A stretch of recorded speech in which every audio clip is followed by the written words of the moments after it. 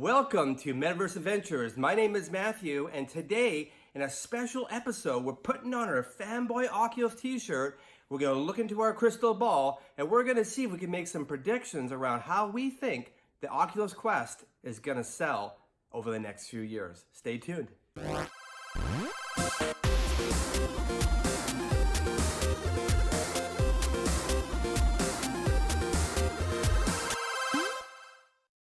I'm recording this video about 8 days prior to the Oculus Quest being released, or at least that's the rumor. We think it's going to be released at F8 on April 30th or May 1st in that time zone.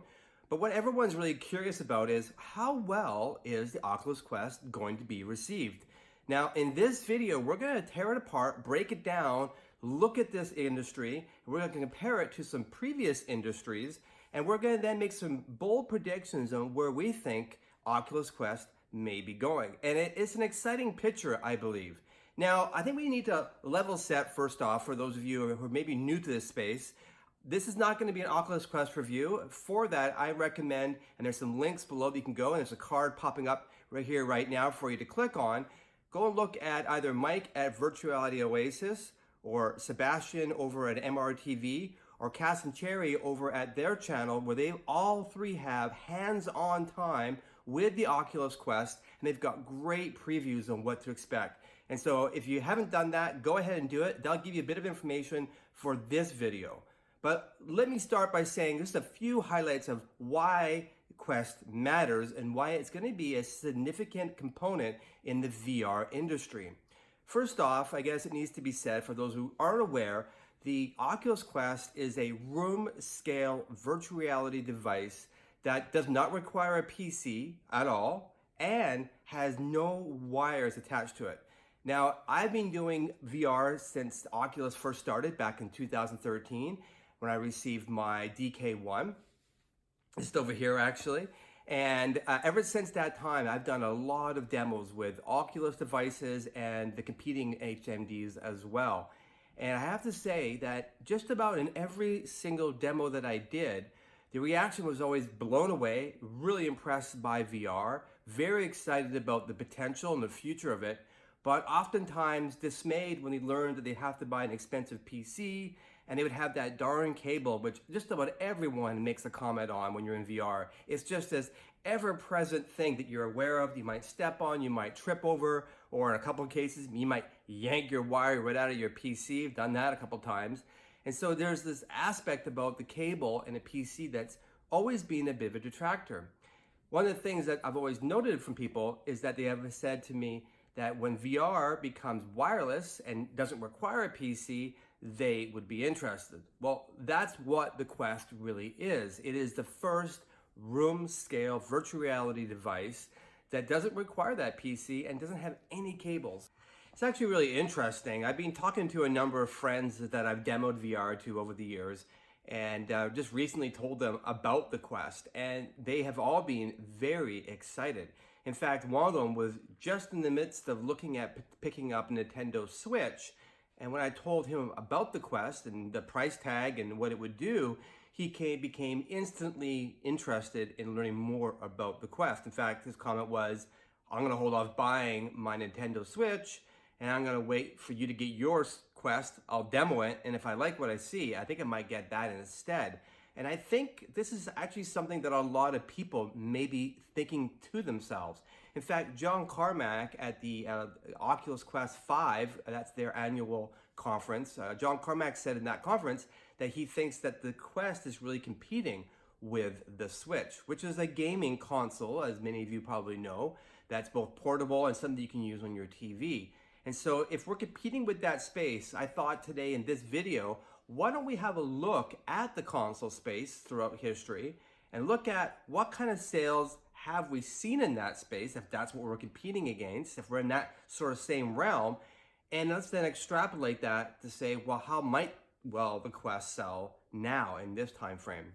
What's really interesting is we look at the sales data for the current generation. Now, the current generation of video game consoles is the 8th generation. So this is not a great direct comparison because VR is not in the 8th generation. We'll talk about that more in just a moment. But just to give you some numbers here, the Nintendo Switch, which came the latest to the party, to this generation, has already sold 32 million units. The Xbox One has sold 43 million units.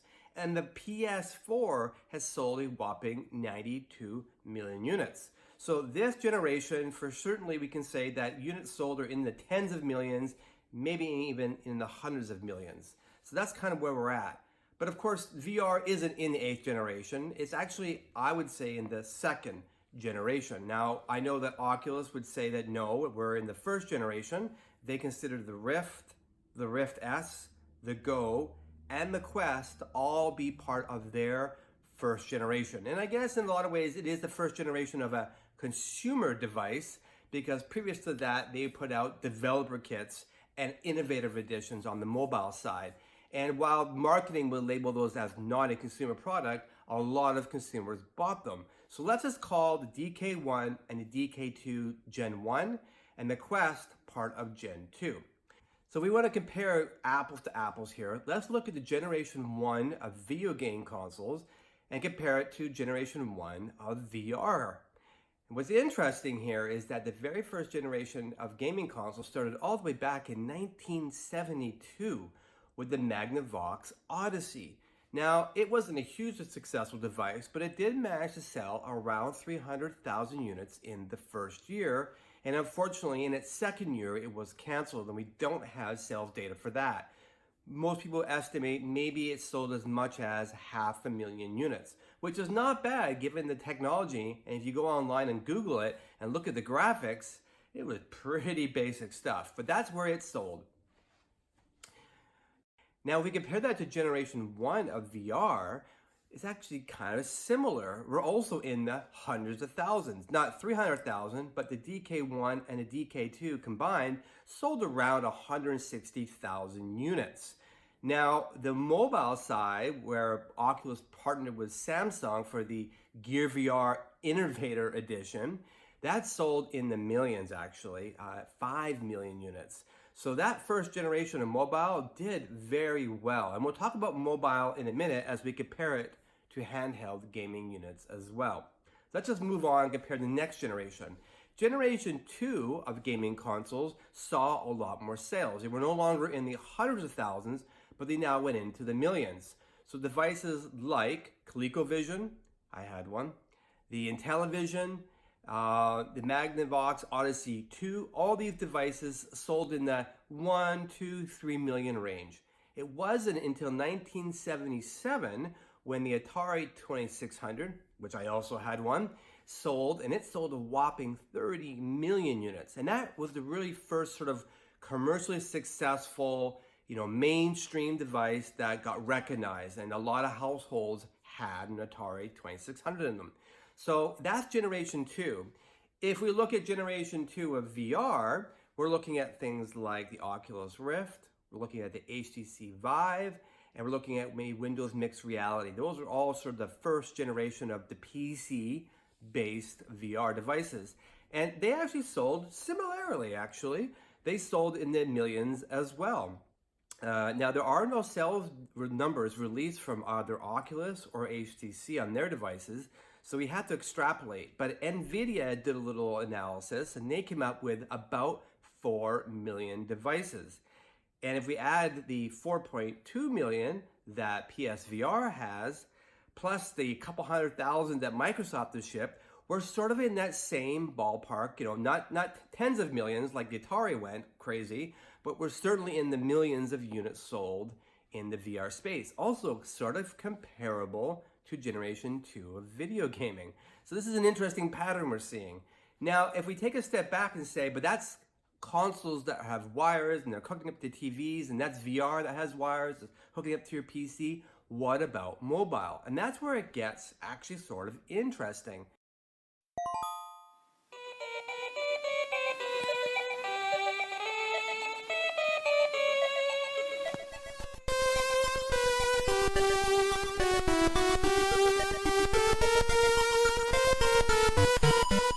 Now, Now, by interesting, I mean we need to go back to 1995 actually to start this story. That's when Nintendo released the Virtual Boy, arguably the very first virtual reality standalone system. Now, when I say virtual reality, I mean that's a bit of a stretch, to be honest. It was a desktop unit that came on a tripod that you more or less put your face up to and look inside of.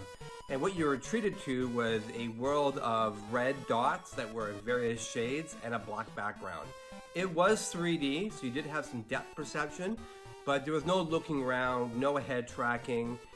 It was a pretty limited device. It did go on to sell 770,000 units though, and so it's worth mentioning that even back in 1995, people were ready to plunk down a bit of cash to get into virtual reality. Now, unfortunately, it sort of soured everyone's taste in virtual reality, and to this very day, we're still trying to recover from that. But on to the more current units. On the mobile side for the first generation, or what's called handheld gaming commonly, the very first device was from Milton Bradley, and it was called the Microvision. It came out in 1979 and did relatively well. It sold 300,000 units in its first year, and unfortunately, by the end of its second year, when we think it sold around 500,000 at that point, it was canceled. So it wasn't so good that it had a long life, but it did start the handheld video game revolution. Now, there were plenty of other devices prior to this device, Game & Watch in particular, which were very popular from Nintendo, but they were all devices that only played one game. You couldn't swap out cartridges, so we're not really qualifying that in this category. And we're looking at the Microvision, and a lot of people would agree with us online, as being the first handheld gaming device. All right, so how about the first generation of VR mobile, or what we call standalone or all-in-one VR? These are devices that don't require a PC and don't have any wires. So some good examples of that, and probably one of the very first ones that a lot of people got a chance to try, was Google Cardboard.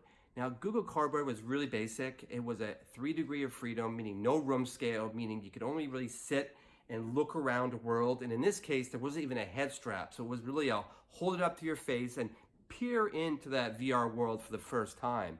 But it was successful in that it shipped 10 million copies of Google Cardboard. So that's really impressive. And that shows that there's a demand, that people are interested in VR. And then Oculus partnered with Samsung and they created the Gear VR. And they called it the Innovator Edition. And this is their label they put on it to make it non-consumer. But it still sold at consumer levels, shipping almost 5 million units. So there's a lot of people. And that was a much better experience than Google Cardboard. It did have a strap and you would be able to wear it for longer periods of time. And there were some pretty cool apps in there. Like I personally really like the Netflix app, where you could be in a virtual living room on a virtual size TV of various sizes that you wanted and watch Netflix in there. And I really like that. And I thought it was a really good use of the app. Unfortunately, it did heat up and there's a lot of overheat stories you can find online, but it was a good first entry. Now, Google came along with their device that also competed with Gear VR. That was a much better experience than Google Cardboard, and that was their Daydream View, really a direct competitor. And it came with even a little remote control, 3DOF. Again, you couldn't move around in space, but you could point to things with a little laser beam, which is pretty cool. That sold 2.2 million units on last record. We don't know what the final numbers were, and Google hasn't really been talking about Daydream as much lately, but still 2.2 million. That's a lot of sales. So when you look at that first generation, it's some pretty big numbers. And then you throw in Oculus Go into the mix. Now, Oculus Go is a newer entrant. It only came out in 2018. But the numbers that are floating around, and again, Oculus does not publish these numbers, so it's only kind of guesstimates, but it's in the million zone, maybe a little higher or a little lower than 1 million units shipped. That's pretty good. And that's only in 1 year. So the demand is there. Now the Go, just like the other ones I've mentioned, they're all first generation because they are all these 3 degrees of tracking solutions. They're not room scale. You cannot walk around. You can't even lean. I mean, you can, but you get kind of queasy because the world does not lean with you. So they're kind of limited in functionality. But the sales compared to their wired first generation of VR are actually higher. So that says right out of the gates that the demand does seem to be there for these mobile solutions. And something that John Carmack has been saying not only at the conference I mentioned last year, But he even said it right when Oculus first formed. He recognized that this revolution is probably going to happen in mobile, not on PC. So the second generation of handheld gaming really started in 1989 when Nintendo came into the fray with the Game Boy. The Game Boy was a smashing success. In fact, in the first month of sales between the United States and Japan, it sold over 1.3 million units. And in its 9-year history before the Game Boy Color came out, it sold 64 million units. Now, just think about that for a moment. The Game Boy was competing with the end of the NES, the life cycle, that's the Nintendo Entertainment System. It was competing with the Super NES for most of its life. It was competing with the Sega Genesis, the Sega Master System, the TurboGrafx 16, the Amiga from Commodore, and the PC, and the gaming market in the PC was just getting going. Yet somehow the Game Boy still competed. Now, it had a dull green screen with only 4 shades of color, and it was only 160 by 144 pixels. So this was nothing to look at, and it was nowhere near as good as the hardwired devices at that time period. But it was convenient, it had a great battery life, and you could play it anywhere. And the numbers speak for themselves. 64 million units shipped. In fact, the Game Boy lineup, including the Game Boy Color, shipped 119 million units before it went on and became ultimately the Game Boy Advance. And that also sold very well. And then it became the DS, and then the 3DS, and now we're on the Switch. And if you look at all those platforms, they've all sold very, very well. In a lot of cases, better than their hardware console counterparts.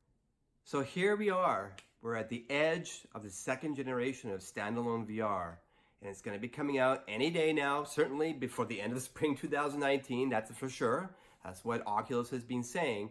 And it's going to launch this whole new era of room-scale virtual reality that's affordable and no wires and no need for a PC. And so really, this video is all about, well, how is that going to sell?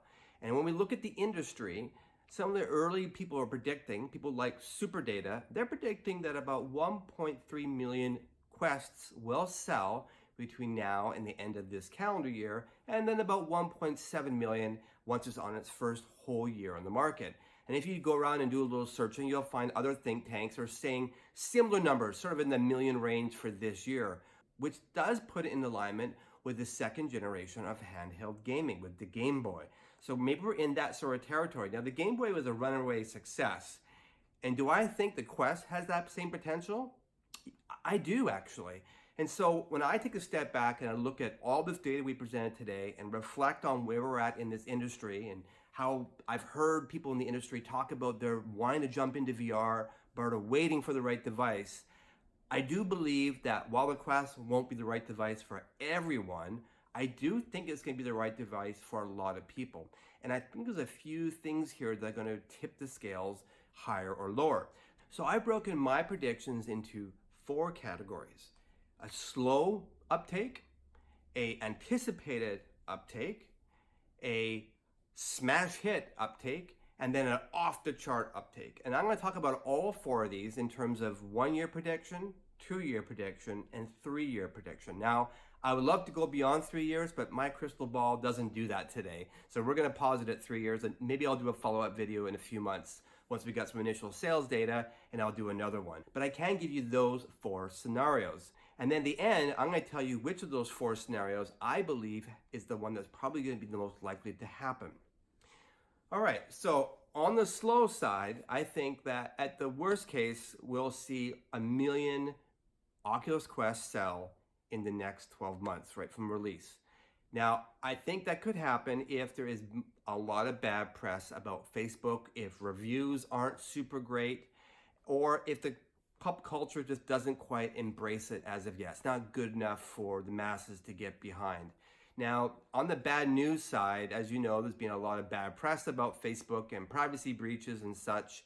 And that's a real issue. In fact, a lot of the analysts that I've talked to and read the reports on, they have noted that this actually has a legitimate impact on sales quite possibly, especially if more bad news comes out at just the wrong time. So that's out there. I don't think personally it's going to have a huge impact, but it's a real thing.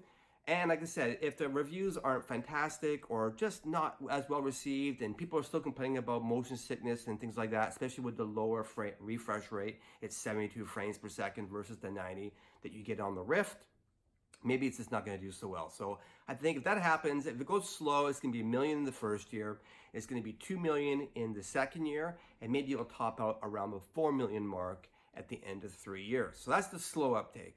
And then on the anticipated level, we already talked about Super Data's 1.7 million estimate in the first year, and then maybe it's going to jump up to 3.4 million in the second year, and then top out at 6.8 million units shipped at the end of the third year. That's the anticipated. That's probably the most likely scenario. I don't know if I agree with this, but I think that's the safe bet here. That's probably what's going to happen.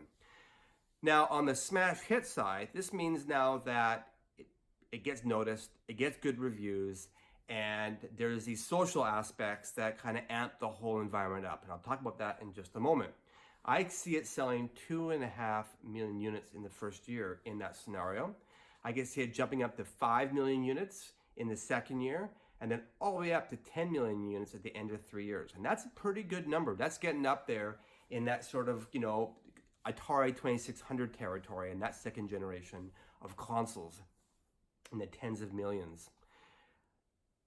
Then my final prediction is an off-the-chart one. Now, off-the-chart means that it just hits some sort of fever, and people really just jump into this hardcore, and it sells a lot better. Now, there is a definite possibility on this one, and I'll talk again more about why I think this is, and it's down to the social piece again. But if this happens, I can see it being as much as 5 million in the next year. It would be, a good out of the gate sales, maybe 500,000 here in the first month of Oculus Quest coming out, and then a really fantastic Christmas of a few million, and then another million or two scattered around between now and the end of next year's cycle, the end of April of 2020. So that would be 5 million. And then I'm saying if that's the case and it continues, then we could see as many as 10 million at the end of the second year, and maybe as many as 20 million at the end of the third year. Now that is in the breakout hit that Atari had with the 2600. And I do think that we're in that sort of realm, that sort of territory. The Game Boy would also be in that sort of territory. It didn't come out and just do okay in that second generation, both of consoles that were wired and the handheld consoles, both second generations knocked it out of the park. So I think we are in that realm. Now, why do I think that we're going to see something more than anticipated? I think smash hit or off the charts are the two more likely scenarios. Now, the reasons why I have for that is, one, the price is right. It's a no-brainer price. It's not super cheap, but we've already seen PlayStation 4 selling at $399, and it sold very well. So the market's being tested, and we know people will drop the money if the games and the quality of experience is there. Now, we don't know for sure. We've heard reviews and previews of the device, and it seems like it might be, but we need some time to figure that out.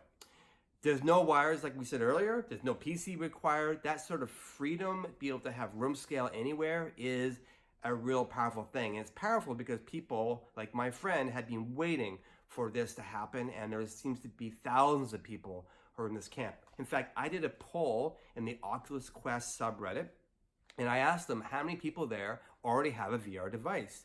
And to my total surprise, 2/3 do not have a VR device. I thought a lot of them would have had a PC or something, but 2/3 did not. So 2/3 of the people there are there because of the Oculus Quest. So that's a powerful thing. That's a lot of demand building up. I believe that games like Beat Saber, which if you haven't tried, is an awesome experience. You just feel so badass in there, chopping away to awesome music that you love already. Like, it's just a killer combination. And there's games like that. There's the new Star Wars game that's coming out for the Quest and the Rift, too. We just found out it's not exclusive. And things like Big Screen. Now, Big Screen was available on other devices, but I think the Quest is going to really amp it up because it's a social experience, and it's just one more thing you can use your Quest for. Just like if you recall way back when PlayStation was coming out with their first devices, it wasn't just a game console, it could play DVDs as well. And it was the PS3 that also could play Blu-rays. So it had this additional utility. So when you're plonking down those $400, it's like, well, it's not just for gaming. And there's going to be, I believe, a lot of apps that are way outside of just gaming for the Quest. Why I think it's going to be a smash hit and maybe even off the charts is is for social experiences. Now, by social experiences, I don't necessarily mean social experiences inside the Quest. I mean just the social experiences even outside of the Quest. Now, I'll give you an example of what I mean by that. In 1980s, Zelda came out for the Nintendo Entertainment System, and it was a high-quality game, and it was sort of a new genre of open-world exploration. It was very exciting, had depth of gameplay that we had not seen before. And what was really interesting about it is that when you would go to school, everybody was talking about it. People were bringing in their maps for the game, or their cheat guides, or their tips, and it was just talk about it. And if you didn't have that game, you wanted to get it because you wanted to be a part of that group chat. Now roll the clock forward in games like Rec Room, games like Orbis VR, and other sort of games where you can play with people. They're like the Zeldas back in the day, but now the things we all wanted to do back then, the reason why we all talked about it at lunch and at recess is because we all wanted to play together in there. And we would fantasize about playing in those games together. That day is arriving, and maybe not everyone knows, like the Oculus Quest subreddit only has 5,000 people in it just recently.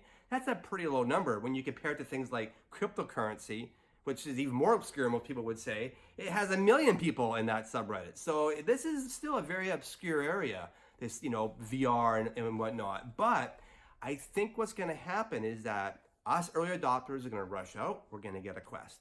We're going to bring it with us everywhere because it's portable. And we're going to show our friends. And when our friends see that they can go on a game like Orbis, get into a group, and then all together go into a dungeon and play, and be able to call and talk to each other and look over at your friends, and having that deeply immersive and just fun experience, it's going to hit, I think, a nerve with people. It's going to hit that spot, that itch that we've all had or wish we had for countless years, ever since video games were a thing, probably even before that. This day has long been coming. And I think the talk, not the social online, but the social offline, is actually what's going to drive people to this ecosystem. And with the right price, and if Oculus can keep the quality up, which I believe they will, I think it's going to be off the charts, or at worst case, a smash hit. So that puts it into some pretty big numbers. Again, I'm thinking at the end of 3 years, maybe as many as 10 or 20 million Quests out there. That's a lot. And what's interesting here is that no one's really talking about the business potential of the Quest. Now, it's not being marketed as a business device, but I can tell you in my years of marketing VR to businesses, the biggest barrier of entry has always been that you need a PC. And so if I'm talking to them about, let's say, putting a bus repair training inside of a VR experience so that the repair person can walk around the engine, can look at the engines, has some animations showing how it's repaired, much more impactful than looking at it on a screen. They love it. I've done demos. They loved it. But when they realized they needed to set up a dedicated room, and they had to have wires in there, and a PC routing it all, and there's 300 people they need to train, and try to think about the logistics of bringing them into that facility, it just is a turn off for them. It doesn't really work. But all of a sudden, when I walk in there here soon with a Quest and saying this low-cost device can now be taken wherever the people are to do training. You can go to their location and train them. I think this is going to have some big impacts. And now the jury's out, we'll see, but this is one of the things I'm going to be doing with my Quest is putting on some demos and putting them in the device and just showing them. And so I think that also has potential to drive up sales here. I could see corporations, the next 2 or 3 years creating apps and buying, 1,000 of these things for their large corporation and doing mass training with them. And that is something that we really haven't seen in any of the numbers yet. And so where that goes remains to be seen. I think AR certainly has a bigger potential in the business space, but I do believe that VR has its place, especially for things like training, where you can isolate a person 100% in that environment, really immerse them in it, and give them quality experiences that they just can't get today on a computer screen or even in a classroom. So those are my predictions. I would love to know what your predictions are. What do you think Oculus Quest sales are going to be in its first year? What do you think it's going to be in its second year, third year? When do you think Oculus Quest 2 will come out? I'm going to say 3 years down the line, but who knows? Who knows? This is a very nimble space. It's new. There's no competitors yet really for the Oculus Quest. I mean, the Vive Focus, maybe. The Vive Cosmos, maybe. We don't know much about the Cosmos, and the Focus doesn't really have great tracking. That's what the early reports say. So I don't know we have a competitor yet, but we'll find competitors. They'll come to the market. And so this whole space is just getting off the ground. And so comment below, let me know what you think, and we'll see you in the next video. If you liked that video, please go down and hit that like button. If you want to see more videos about the Oculus Quest, go ahead and hit subscribe and the bell icon, and we'll see you in the metaverse.